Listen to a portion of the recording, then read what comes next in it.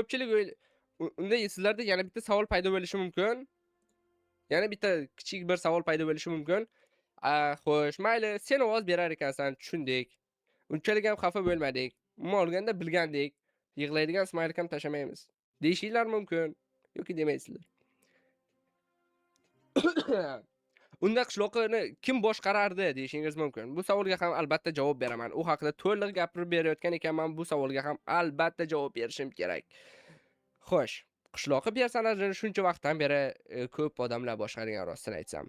Uni har safar har xil odamlar boshqarishi mumkin edi. Kimni vaqti bo'lsa, masalan, Shohruxni vaqti bo'lsa, Shohruxga Minecraft o'ynab o'raylik. Mana shu qishloqqa ko'rinishda bo'lib turasan derdim. U ham nicho derdi. Husanga aytishim mumkin edi. Hattoki jiyanimga aytsam ham u ham o'ynab berishi mumkin edi. Lekin ba'zi paytlarda men hattoki hech kimni chaqirmasdan mod ishlatishim ham mumkin edi.